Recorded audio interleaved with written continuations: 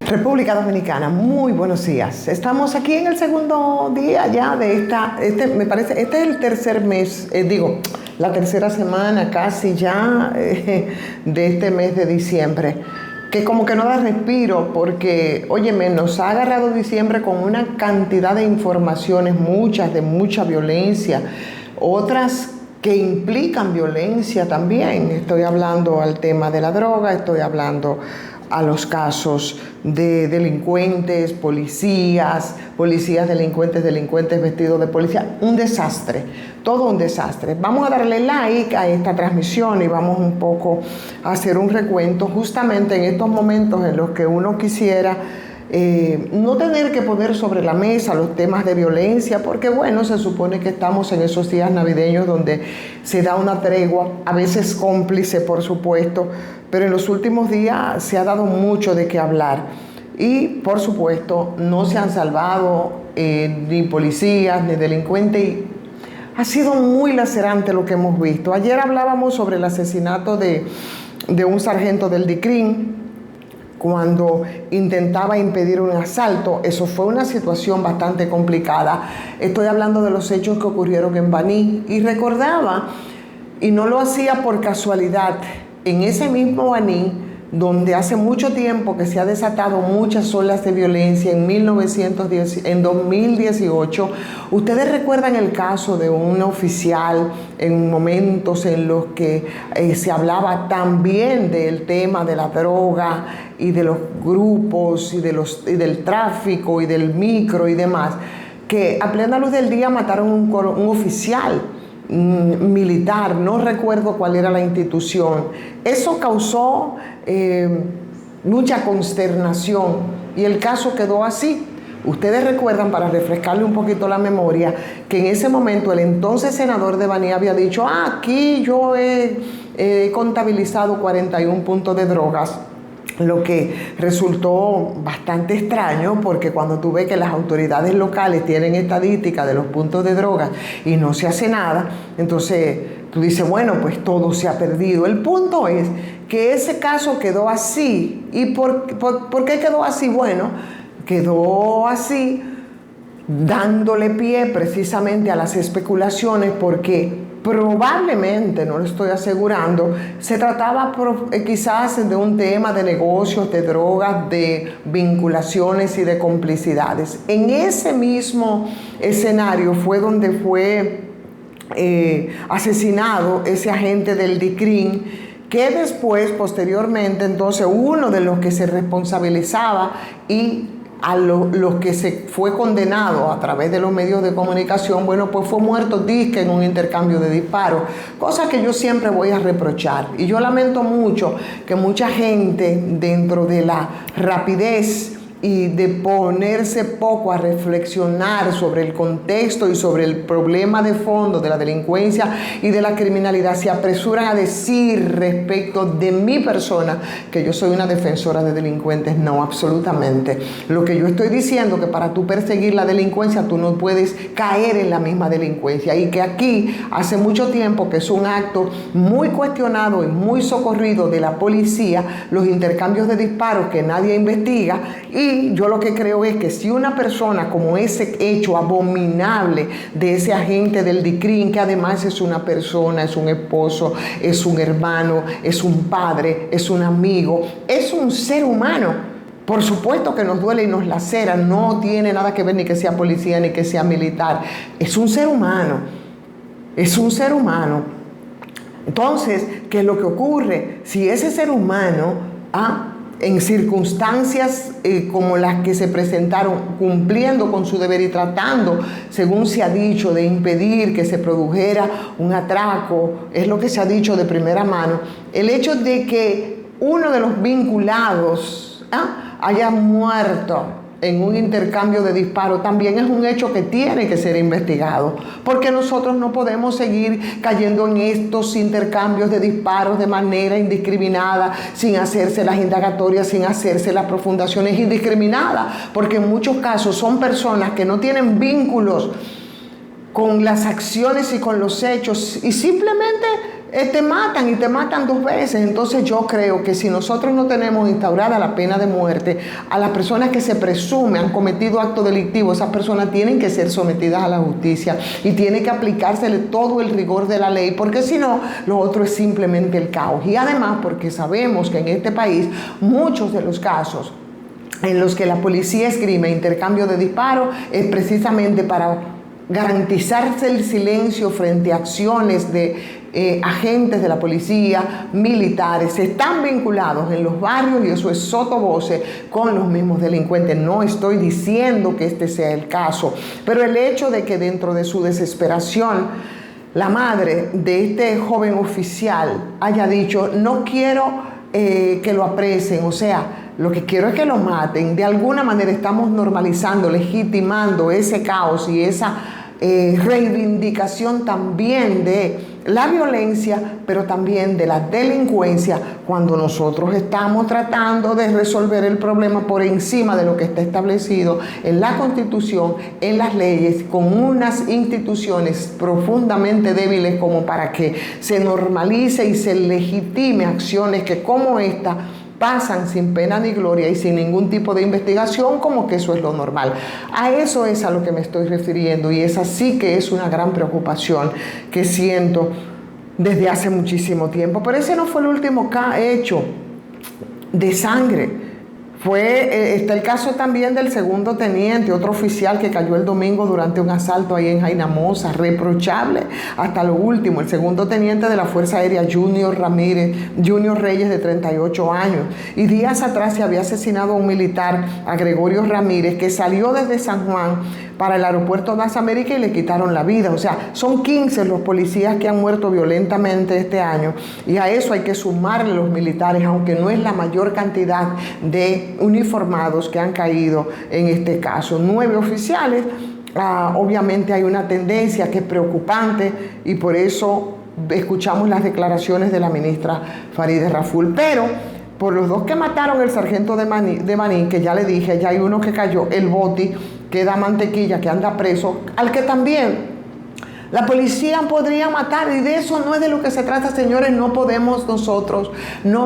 de ninguna manera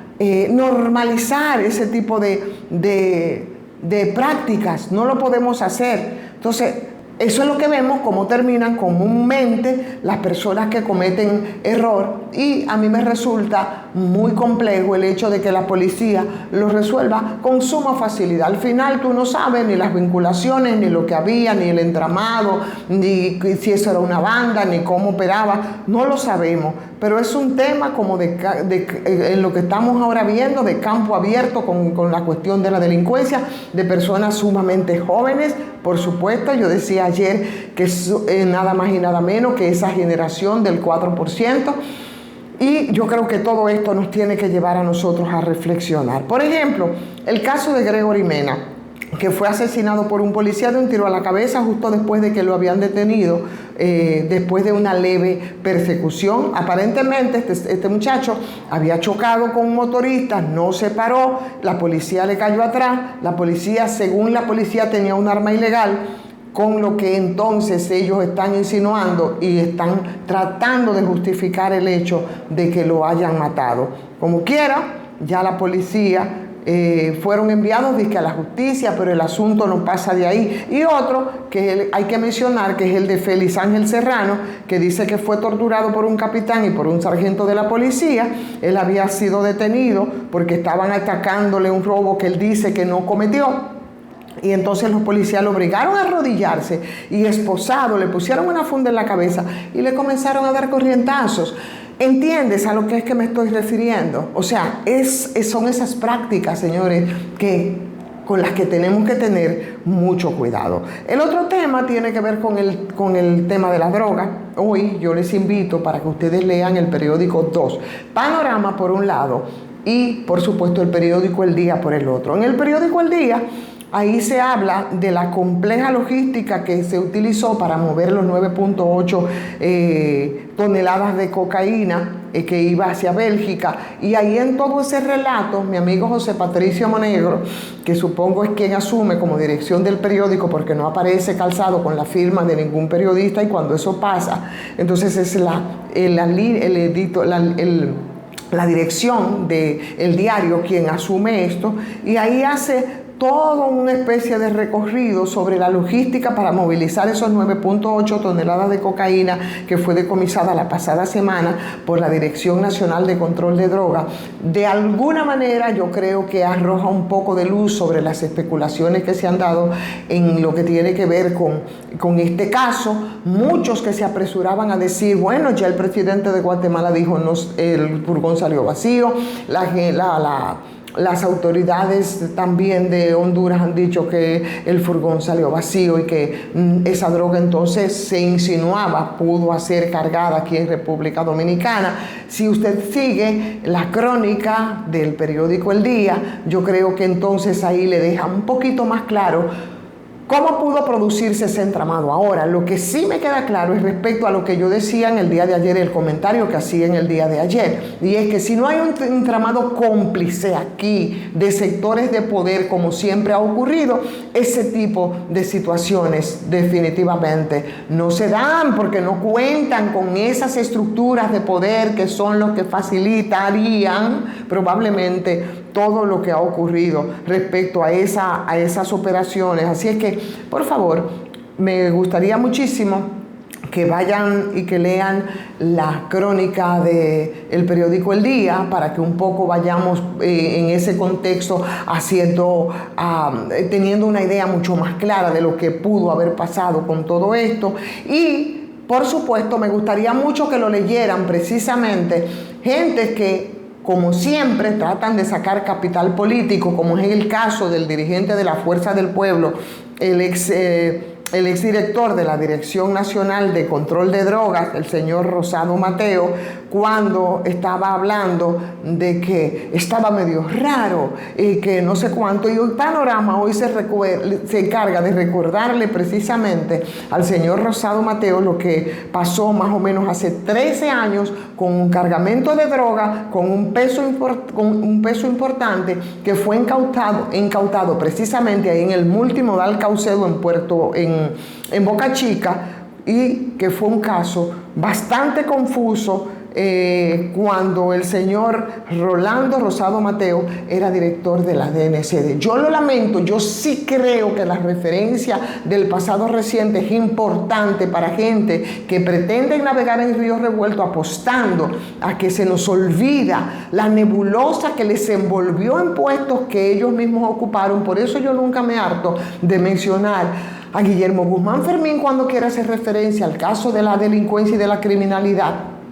porque durante su experiencia nunca hubo más intercambios de disparos, de eso que por lo menos yo cuestiono, y no es defendiendo delincuentes, sino defendiendo la institucionalidad y defendiendo que aquí se apliquen las leyes como debe aplicarse. Y en este caso, por supuesto, con una nebulosa quizás mucho peor, porque se nos quedó en la conciencia sin saber lo que pasó cuando el señor Rosado Mateo fue director de la Dirección Nacional de Control de Drogas, hoy vicesecretario de la Fuerza del Pueblo, y por supuesto el derecho que entiende a salir a hablar sobre las supuestas incoherencias que según él son clave en los comunicados oficiales sobre la operación que se dio ahora con estas 9.8 toneladas de droga histórica, porque yo creo que en la región, en República Dominicana, nunca se había capturado tanta droga, y creo que en la región es más, uno de los cargamentos más grandes, yo creo que a nivel mundial. Incoherencias que fueron claves también